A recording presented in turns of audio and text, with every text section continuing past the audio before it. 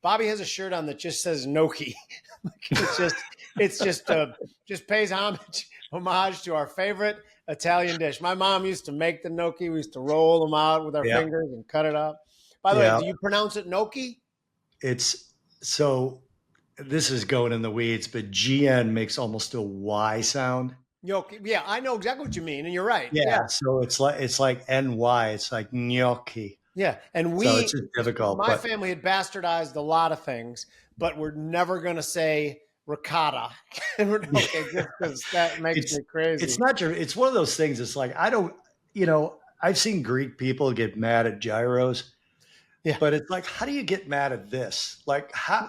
What does I've it heard even people mean? say gnocchi. I'm like, it's good enough. That's I mean, fine. whatever. Yeah, we at least tried. Exactly. Yeah, they try. Give it a shot, and then that's it. That is an outstanding shirt, and it's from our partners, Hardcore Italian, who sells some of the greatest clothing ever. I love that shirt. I'm going to get one right away. And by the way, if you guys like, I know for some odd reason, we have a crap ton of people with Italian last names who interact with us on Twitter, and I love it. Yeah. But anyway, Hardcore Italian, we're going to show the link on the screen. Hit the link, order some of their products. They're hysterical. They're great conversation starters. You will love it. They're also good quality stuff too. Yeah, this is a great shirt. Even if you're not Italian, they have a couple of shirts that I've gotten. My wife is not Italian, and therefore neither is my father-in-law. But they have one that says, I'm not Italian, but I'm supportive. And they have another one that says, I identify as an Italian. And I've gotten those from friends of mine that don't have a vowel. There's someone to Mike for the next time he's on. Exactly, but he's a monthly guest, so I'm sending one to Mike. We are the last group of people who it's perfectly fine to make fun of in this country. Make fun of us all you want. We don't care. We don't care. We actually kind of like it. Oh, and by the way, we always loved when you kind of characterized us as potential gangsters and mobsters, because that means people were maybe a little bit afraid of us, which I always liked.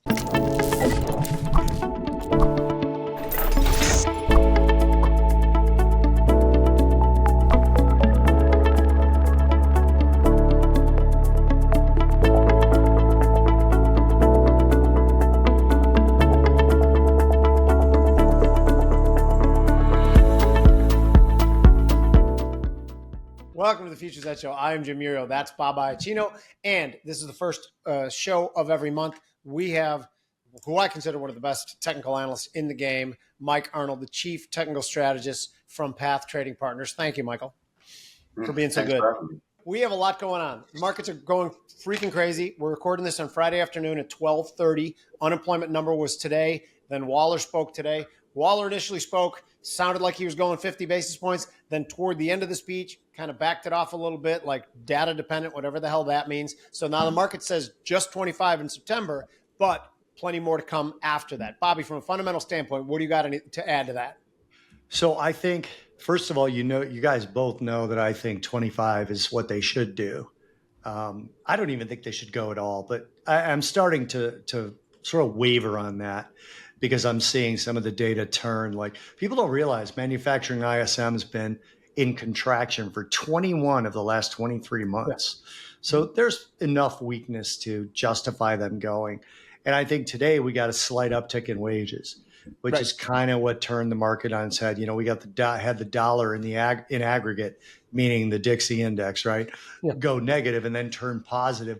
Got an outside range day in the yen. I'll ask Mike Arnold maybe to look at the yen futures contract or the dollar yen. I don't really care what, but it looks medium term weak to me, which means that they're taking the aggressive rate cuts out of the market and just leaving in rate cuts. The ECB has a meeting next week. They're expected to go 25 in September, 25 in December, according to most analysts. So it seems to me like 25 is the right way to go based on that slight uptick in wages. So this is the one rare. You and I usually see things from the same lens and don't disagree. Yeah. We do disagree on this. I think the labor number is somewhat trash, and I think they should probably go 50. And it's most the neutral rate thing. And I know that my defense, because I think some people would say, well, the market's going to think they know something that we don't, and things are falling apart. I don't think the market gives that much credit to the Fed anymore. But I'll try and put something on the screen later, but I really want to give all the screen time to Mike, so maybe I'll do it in another show. Again, Mike Singleton pointed something out in his Daily Edge, and I bring him up a lot. To me, it's Mike Arnold, Mike Singleton. So those two things are the sort of disciplines that I follow are those two particular people. So if you don't follow Mike Singleton and Invictus Research, you should. It's a pay for product.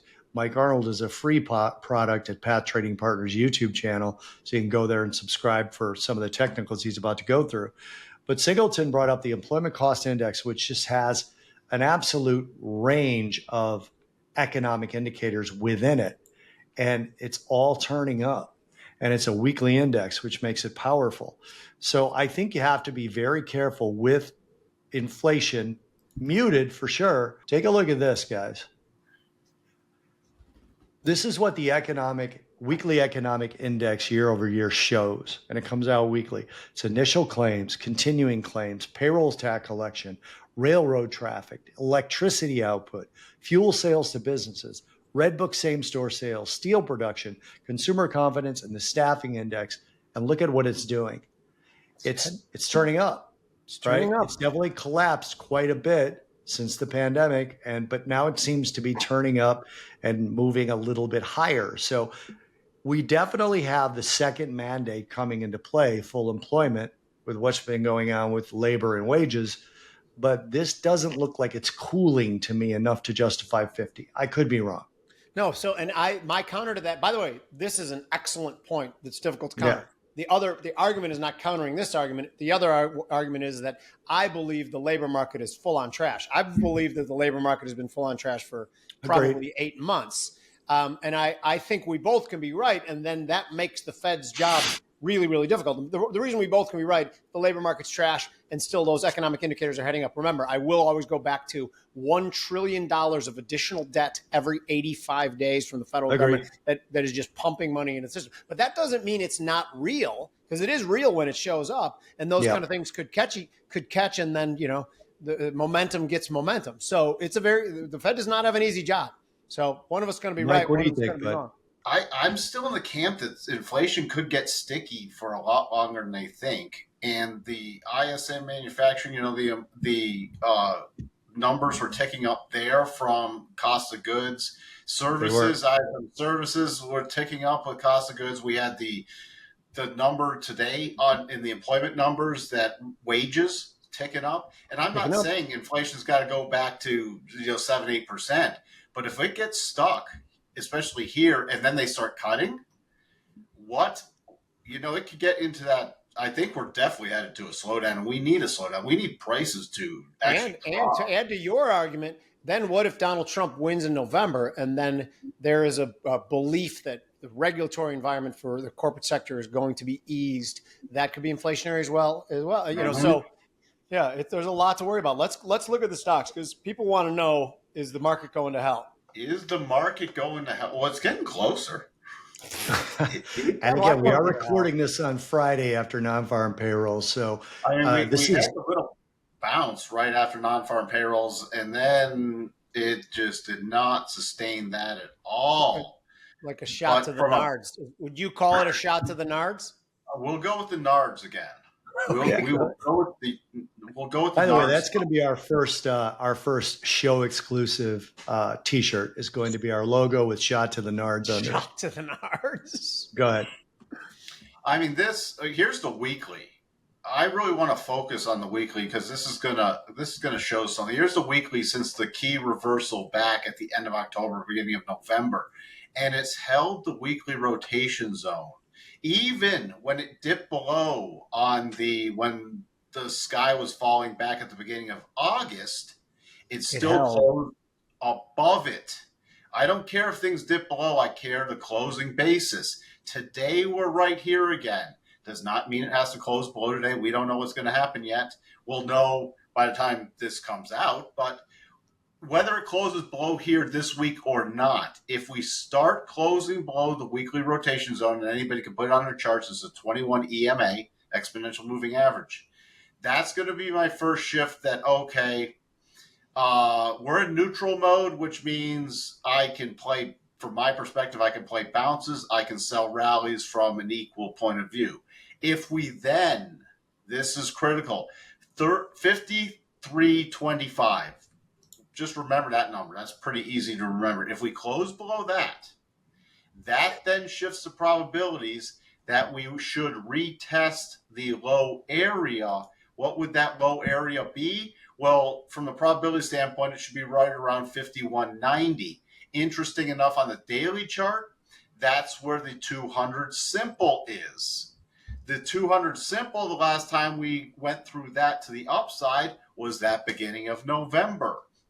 It also is the area that gets in us to those lows from the 5th of August. And right below that is the 50-week exponential, right, that comes in at those lows, which were 5120. If we then, now there could be rallies in between, but remember, September is the worst month historically, the worst performing month of the year. And you can still get rapid snapback rallies. But if we start really ratcheting down and we close below 5120, that's where I get into uh-oh mode, because then we've triggered a massive weekly double top. So that's what I was going to ask you, Mike. Is this a technically correct double top? Because people are seeing it and thinking it's a double top. It's a technically correct double top. It fits in our rule sets. I know it got close enough to fit in many people's rule sets, even that don't follow our rule sets. Interesting, that you lose if that does trigger, which would need a close on a weekly basis below that 5120. That would also close below the 50-week exponential, and you have some minor support about 5,000. But then if that lets go, this could have even returned to the prior breakout level of 4,600 and possibly below that, and even over the next few months. I'm not saying this is going to happen like it's going to crash. It's not going to, we don't know how it's going to get there. And it doesn't have to do it all in, it could take months to unfold. However, it could also fully reconnect eventually with the 200 week, which it has not reconnected with since the October 22 lows, not even October 23. So, am I saying that's where it's going yet? No, we have a lot of key support to get through. In the short term, the levels I'd remember are 53.25 on a daily closing basis.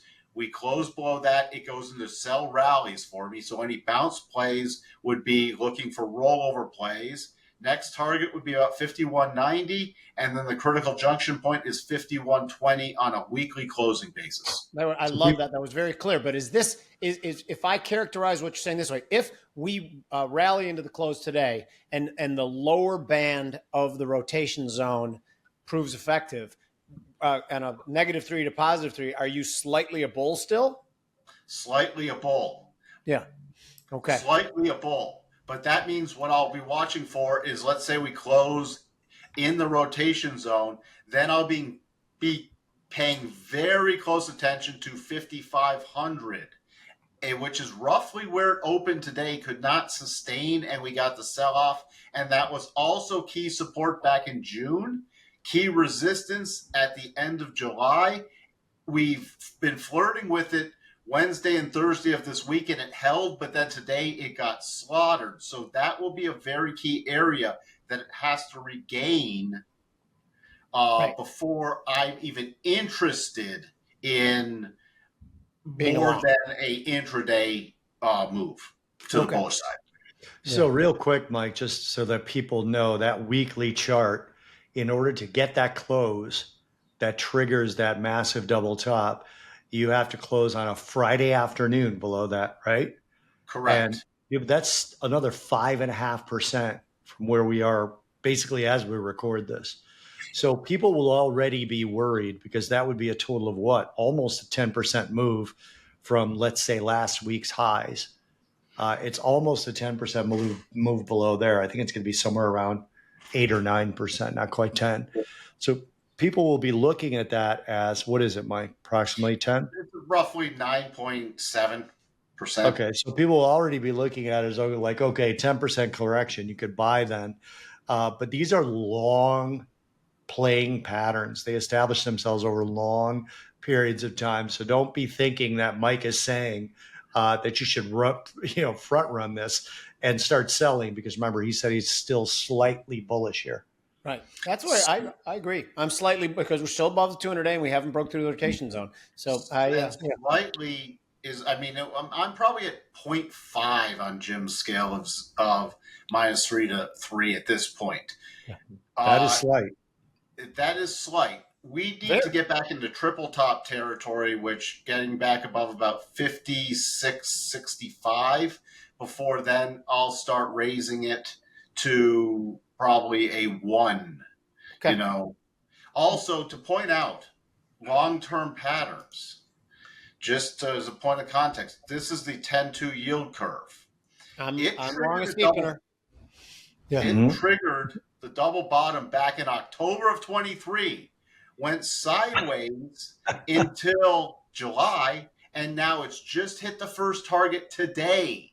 So on these bigger patterns, they can take a while to play out, but I have to still go with the probabilities. And by the way, when it triggered, it didn't trigger because we just uninverted very recently. It didn't need to uninvert to trigger the pattern, but now the pattern's gone over the last 3 weeks straight to the first target. It just took a while and had to build a solid base. So, and then the next pattern takes us above. In my research, once you start getting above 20 basis points positive, that's where the market can really start having issues with any rallies, and it gets very vulnerable to the downside. And right now, based off the futures, we're nearly 15 basis points. So, Right. And again, the fundamental backdrop of that too is that the Fed's easing, right? So I just wanted to point that out in terms of patterns, because just because a pattern triggers does not mean it has to go to all the targets instantly. You got to be careful. If you see super aggressive steepening here, like really aggressive, oddly aggressive, which, again, this chart is not necessarily predicting because it's a long, slow move. It should worry people in terms of equities because that means longer term inflation expectations are rising while the Fed is cutting rates. Yep. And that's why I'm worried about, we get into that recession. I don't think, to Jim's point, I think the job numbers are trash. I think a lot under the surface is trash, but we can still get sticky inflation with things starting to crap out under the surface, and then it's just a version of some kind of minor stagflation, which is the worst of all worsts. Right. Can we head right to Nvidia right after these? Yeah, and because again, we should. Is Nvidia still the bell cow? It is, right? I mean, that's the one we have to worry about the most. Yeah, that is. And here we go. I think we've hit peak AI. I talked about that a few days ago. Nvidia, massive. This is part on a bigger time frame.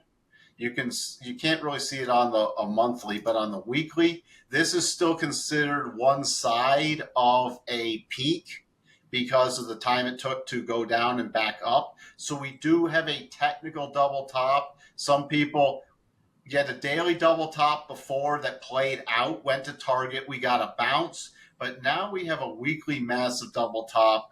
We close below. I'm just watching 90. If you close below 90, you'd also start losing the 50-week exponential. You notice how this is very similar to the pattern that we already talked about in the S&P, but eventually this could take it back down.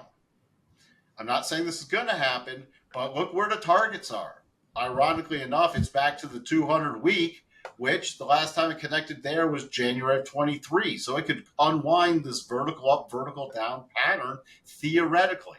So here's why I really wanted you to look at this on a longer term basis, because we had Bob Elliott on last week, and he talked about the expectations for stocks like this. And it wasn't that they were good long term investments, but that the expectations were just so unrealistic in terms of the earnings matching the price. This is also something Mike has talked about with not just this stock, but others, some electric car companies, things like that, about how the expectations versus where the price was. He talks about that on the Pat Trading Partners YouTube channel all the time to sort of justify these, because there's a lot of people out there that just don't believe Nvidia can go down. You're saying it can, not that it will, but it can.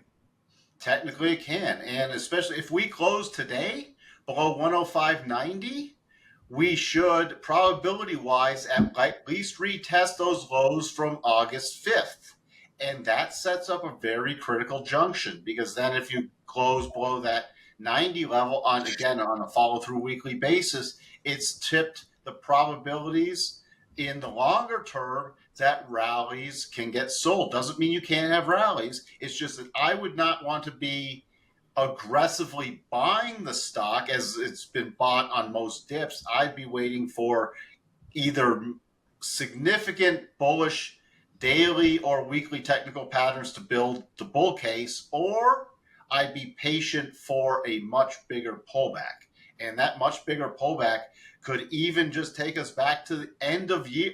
Remember, in January, it was trading, after the split adjusted, it was trading at $50. Yeah. It could theoretically get back there over the next few months. So can I add something real quick? Because what you two just talked about, like people who don't think technical analysis has merit. What Bobby just said before is that there's a crap ton of people who think that Nvidia can't trade down. The technicals try to pinpoint the spot where they are going to change their mind. Technicals aren't just lines on a chart. They're everybody's opinion and emotion put into the chart. And that's really kind of interesting to me. I don't know if it's interesting to you guys too. It is. Yeah. It's one of those things I tell people all the time. The technicals it's an illustration of what the mob is doing. Exactly. And price action is mob mentality. Yeah. And you can't beat it. It doesn't matter what we think Nvidia is going to do. If a lot of people are panic selling it, it's going lower. And the chart's a visual representation of when that might kick in, based on when it's kicked in the past. Yeah. Michael, just quick levels again. Close below what makes you just go to 90. 90 is easier. It's technically 90.69, but just go to 90. Perfect. Bobby, I thought you were done before. I didn't mean to cut you off like that. By the way. I was done enough. Yeah.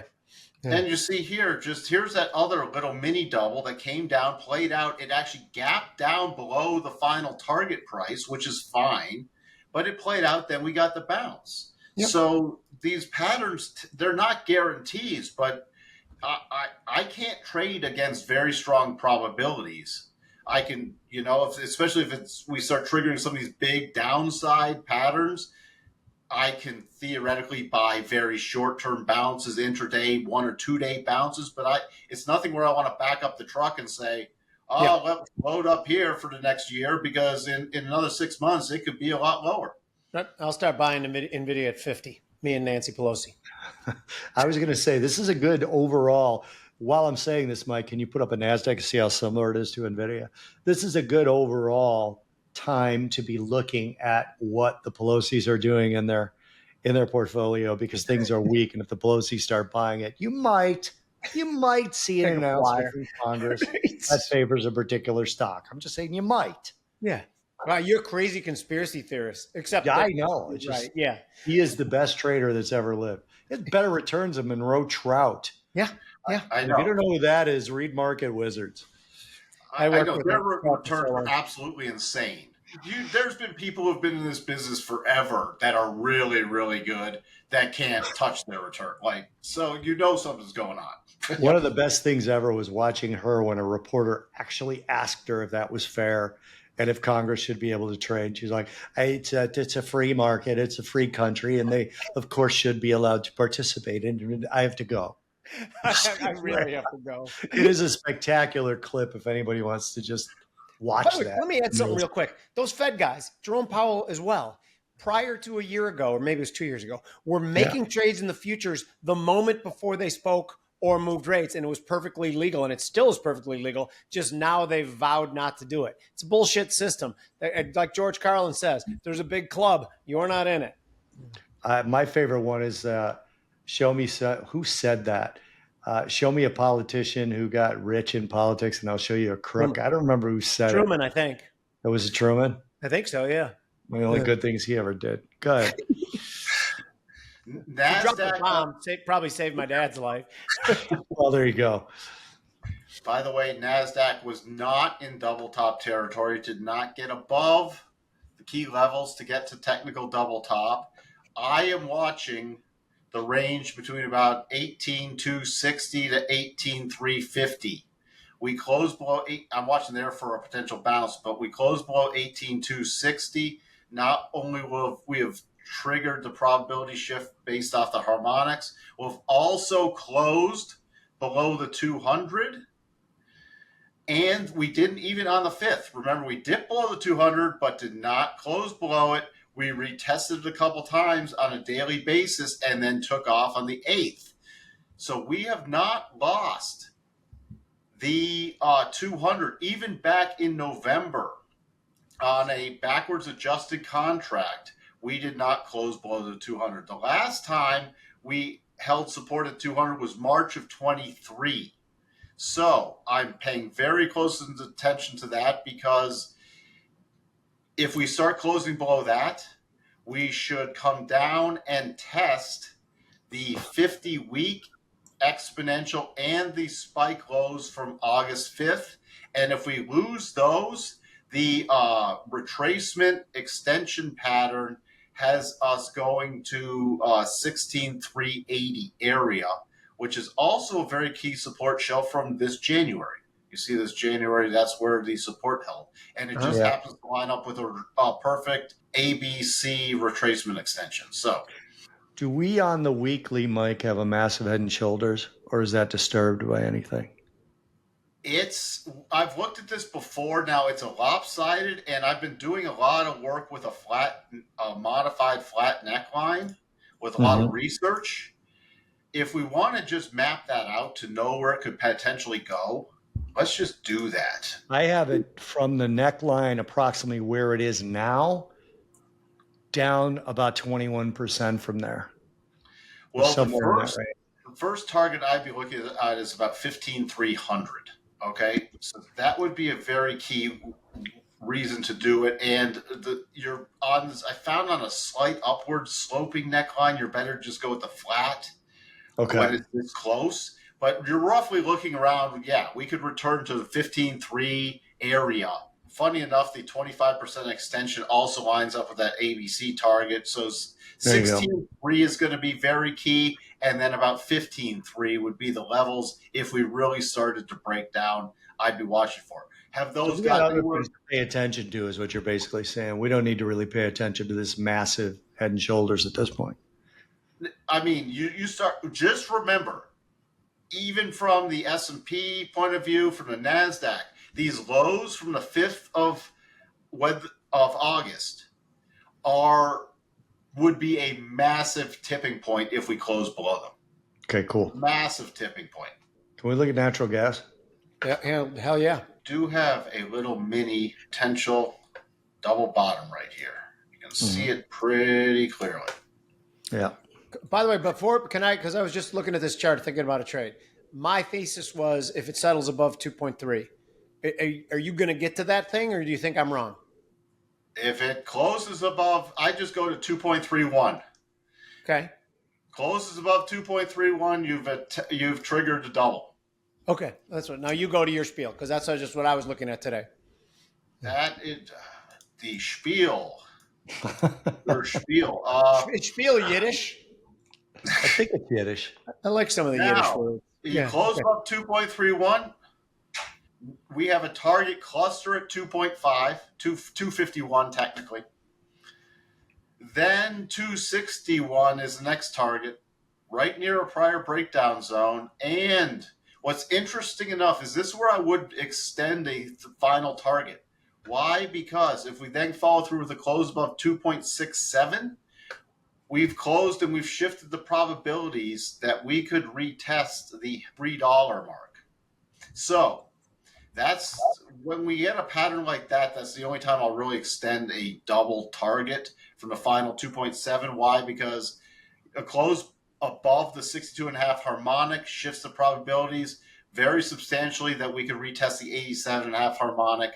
So, and the final target's just beyond that 62.5. Now, if we spiked up to hit 2.73 and closed below 2.67, I consider it a double completed. There's no shift in that target. But if we close above that 2.67, especially on a weekly basis, that's where I'll start watching for a possible retest of 3. Now, again, we're at very key resistance. This may not trigger. So that's why I needed to not only trade above 2.31 at any point intraday basis to confirm the pattern, but then to follow through with the close above that level. Right.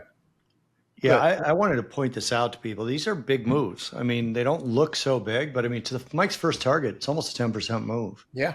A little over 9%. Right. These are, you get used to trading these. I don't know if there's a viable natural gas ETF for people who are not futures traders here, but there's a micro future or a micro natural gas futures. So yeah, these are things you should look into trading if you're not. Right. Now, so if this resistance does hold and it rotates back down, then, it could get triple bottom, the pattern's off the table. So remember, you also have to learn what invalidates the pattern. If it does not confirm, then trigger. Perfect. I'm just looking it up on U.S. News and World Report. Apparently there's 6 natural gas ETFs. Isn't UNG, is that one? Yeah, UNG. Yeah, UNG is the United States Natural Gas Fund, but I don't like any of the U's, like the United Net. Like I don't like the oil one from them. I've already forgot. USO is what it's called. I don't like them There's either. a Hennessy Gas Utility Fund. There's a First Trust. There's a United States 12-month natural gas fund. I don't know what the hell that means. But there's a ProShares. They usually have pretty good progress called BOIL. I love that name. Yeah, BOIL is the symbol for that one. I might look at that one. Then, of course, they also have the ultra short. They're sort of the originators and the king of the ultra short ones. Right. So you could probably sell that, I guess, if you want to. But I have a question for you, Bobby. When you had sent me an email earlier saying I want to look at natural gas. Why do you want to look at natural gas? Because do you think that 2.3 level was critical or what? I wanted to know if that was a good double bottom because I see it, and given like if you look at it on BOIL, for example, or even here the US UNG, the US UNG, you can see that it's not as close and the rotation zone is right there, but the target is right by is that the 200 or the 50, Mike? Well, this is a prior. You can see how it played out. This is the prior double top, right? Yeah. And it was valid because the first and second targets were within the move. And it can still go to the third target, but the higher probabilities it becomes a second target. But you can see how it finished playing out, just peaking below it twice. And then we have the potential. So the patterns, I can't speak for the exact probabilities for UNG, but the patterns, if UNG were to close above 1522, it's a little farther away on the ETF side of view, but that could easily, the second target reconnects it with the 200. Right. Got a question, Mike. When the ETF and the futures contract, the chart disagrees, which it seems to me to be disagreeing, you go with the futures, right? I mean, it's going to drag it up. If the futures start to rally, the futures are the more powerful force, correct? And from testing, I've found that futures patterns have slightly higher probabilities than patterns, especially in the ETFs. In corresponding ETFs. Got it. Right. Yes. Yeah. That was a very excellent question.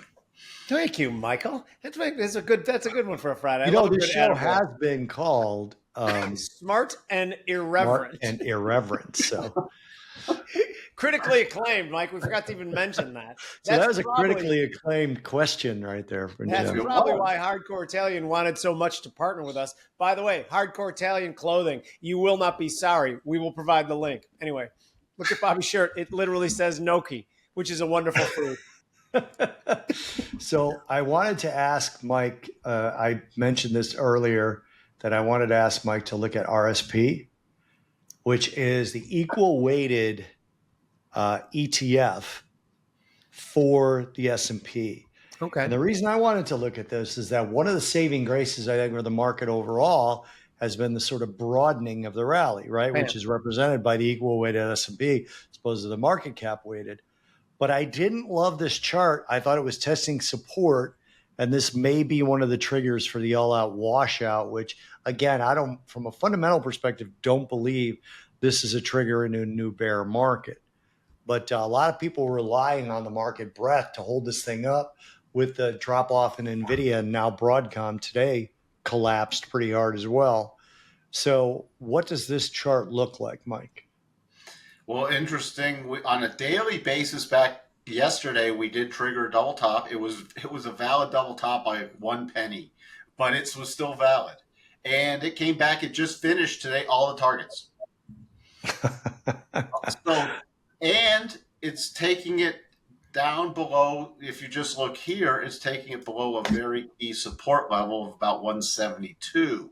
Now, where would I start to get worried? This could continue lower and even get down to about 169. The tipping point where I'd say, we close below 167. That triggers the 87.5 rule probabilities. And look where that 200 is, just below that 87.5. So we'd get a convergence here. That would be the first reconnect since last November. So that's where I'm watching. This is very weak, and it's going to be below the daily rotation zone again. So, it hasn't tipped completely to bearish mode. It's getting more to neutral mode. We also have, on a weekly basis, we have the bottom of the rotation zone, which don't let this fake you out, because even on the 5th, that was a gap down, but it closed above the rotation zone. Look at all the closes that stayed within the rotation zone. So since moving back above the rotation zone in November, it's never closed below the rotation zone again. And that rotation zone is just in front of that 62.5 level, 167. We lose 167, I'd watch out. You're going to lose even your breadth across the 500, which did go to new recent highs. Bobby, I have a question for you real quick. Yeah. So just think about this broadly. If we are going to continue in market weakness for the next couple weeks, isn't it almost mathematically impossible? And I know that that's silly to say because anything can happen in markets, for the market cap weighted to do much more poorly than the equal weight index. Because, if we are careening lower, people are getting out of what they own. And what they own is Nvidia, Apple, whatchamacallit, what's the other one? Amazon, Google. And those are things that are going to bring that index, the market cap one, lower. Could you think of a reason that it wouldn't play out that way? Where I'm trying to make sure I understand the question. So if we start going lower, if all markets start going lower, my contention is that it almost have to be that the market cap weighted one, the one where Nvidia is represented, the most, will go lower still, because that's what people actually own. So that will have to underperform in a downward market. Okay. Yeah, what we have when we have overall market sell-offs, and we've talked about this before, is we have people selling winners because they don't want to wash out of losers. Yeah. People for some reason don't. We all three of us come from trading floors. Right. Jimmy and I the same one, Mike over at the SIBO, and then the Swiss Options Exchange. And a lot of the times we were very skilled at cutting losers. Damn straight. Right. The general public and the retail investor, because what they do is they put on trades, and when the trade starts going against them, they go, well, it's a good company. It's long-term anyway, so I'm just going to hang on to it. And then when it starts to hurt, they start to sell winners so they can hang on to what is now a long-term investment. Yeah. Right. You see this all the time, man. People will be like, yeah, I bought Apple. I'm just going to make up numbers. Well, hell, we'll use the RSP. I bought the RSP at 170. I got out at 171. I'm a great trader. Then they're like, I bought the RSP at 176. It's down to 171, but it's a long-term investment anyway, so I'm just going to hang on to it. And then when it goes back up, they're like, I'm a great trader. I bought 176. I sold it at 180. So that's the whole thing. Again, the mob that we talked about. People turn trades into investments when they're losers. They keep them as trades when they're winners. So yes, it is almost impossible for that to happen. Part of the reason I wanted Mike to look at this was if he saw any support at all, which he does, right? He sees support in these charts. If he saw any support at all, there was a couple of days last week. Yeah, this is Friday, so it would be this current, but you guys are watching this next week. So last week, where you saw Nvidia collapsing, and we saw the S&P, the Dow, and the Russell still positive. That might have even been the week before. I don't remember specifically. Yeah, but I remember that it happened. That's market breadth. It happened for like 2 or 3 days.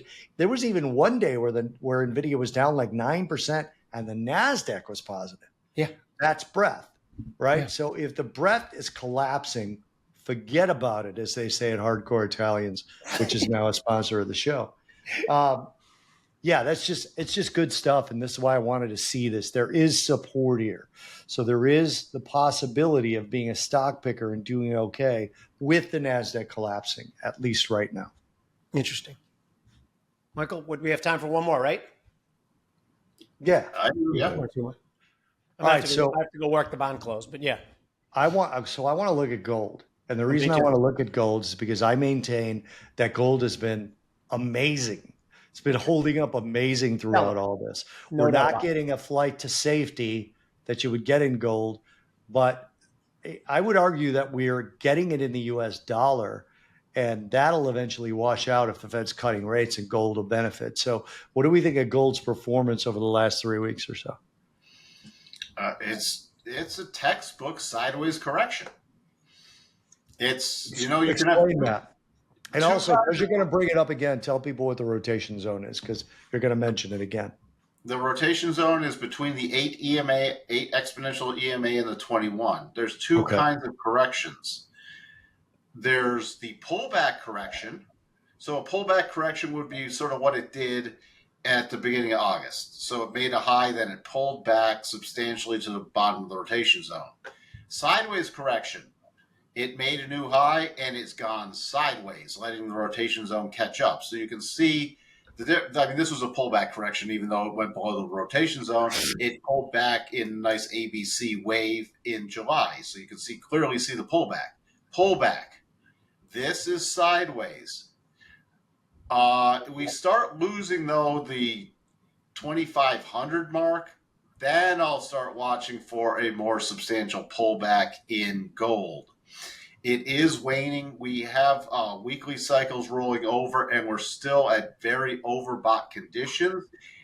In terms of the weekly chart, we're at very key support. The only thing that puts me in bearish mode in gold is a close below 23.92, because that would be a close below 62.5 and below the weekly rotation zone. They're virtually in the same location. Other than that, pullbacks in the short to medium term, I'd be looking to still buy the dip. Long term, we still don't have a topping pattern, and the long term systems are still in bull mode. But in the more of the medium term, I'd say if you get a close below 23.92, we could easily see a more substantial pullback, but there's nothing at this point that's showing that that's likely to occur. Interesting. So, quick question on this. In terms of the overall, when you talk about those ABC waves, by the way, if you're a gold company that was looking for our sponsorship, you better hurry up, because if it gets below those levels, we're not going to talk positively about gold, whether you sponsor us or not. So keep that in mind. We don't do that. In terms of the overall market, Mike, when you look at these charts, do you think to yourself, okay, I have a change coming? Or do you just say, I could care less? When it comes, it comes? I pretty much say I could care less. When it comes, it comes. I mean, it's generally, I just watch for patterns to get triggered and then take appropriate action, because predictions and trying to anticipate things, that's a fool's game from my perspective. You got to trade what's happening, not what you think's going to happen, because there's many times that I've thought something's going to happen. I've seen amazing patterns. I'm like, oh, that'll never trigger. That won't happen. And then it happens, and then it goes to all the targets. So it didn't matter what I thought. I have to trade what is. So I just take notice of things and then wait for the setups to trigger. And that's why even on pullbacks with gold, as long as the long-term things are in place, the long-term bullish patterns, then okay, it's still wait for the pullback, wait for a key reversal signal, and then look to buy the dip. Now, if long-term gold makes a massive topping pattern that triggers, then my viewpoints will shift. Then I will be not aggressively buying pullbacks. I'll wait until we get more substantial pullbacks. That hasn't happened yet. Is it waning some momentum? Yeah. Is it losing some of the upside momentum? Yes, but that does not mean it has to pull back to beyond levels that would shift the probabilities. All right, Jimmy's got to go. I just want to ask one quick question. Give me 30 seconds on this. When you've got a bearish pattern, because so many of our viewers are long only, right? When you've got a bearish pattern, is it safe to say, let a pattern play out and then see if the target holds to get into longs? Is that something that I could safely tell people? Exactly. For the long only players, like let's say we triggered the massive double top in the S&P, I'd be looking at around 4,800. If that did not get some kind of daily bullish reversal pattern there, I'd be going back to 4,670. No target there, I'd be going back to 4,500 area. And that's where I dial it down and start looking, okay, are we getting some key support coming in? Are we getting a potential bullish bottoming pattern? I'd sit on my hands and be very patient because, you get signs just like in October when you had this reversal bar that triggered a percent B buy, that was fantastic. And it still has not triggered a massive top yet. It's in trailing mode. So you get signs where it comes back down, just as like the last October move of 23, it came back down, retested a very key support level, and then gave you a weekly buy signal, which is still technically in play now. Wow. Jimmy, take us home. No, this is amazing. And that the clarity of today, particularly because it was such a big move and such a crazy market today, this is very appreciated. I appreciate, speaking of appreciated, you guys, none of this thing works without the support we get from you guys. Thank you so much for the DMs, the retweets, all the subscriptions on YouTube. We notice all these things and we are greatly appreciative. Remember what we're trying to do here. Bobby and I were both in traditional media for a long time. What we found was that you are always at the whim of some overzealous producer or a sponsor trying to massage your honest opinion. Our opinions might be wrong, but they are our honest opinions, and so are the opinions of the guests that come on. We are never going to be pushed around by sponsors or producers telling us what to say, and that starts with you guys, and that's what we're trying to do here is build an independent journalistic platform. Thank you, guys. This is The Future's Edge. I'm Jim Iuorio. That's Bob Iaccino. Mike Arnold. Mike, quick, tell them where they can find you. Just look for me on YouTube. Just search for Path Trading Partners. And he is the man. Thank you, guys.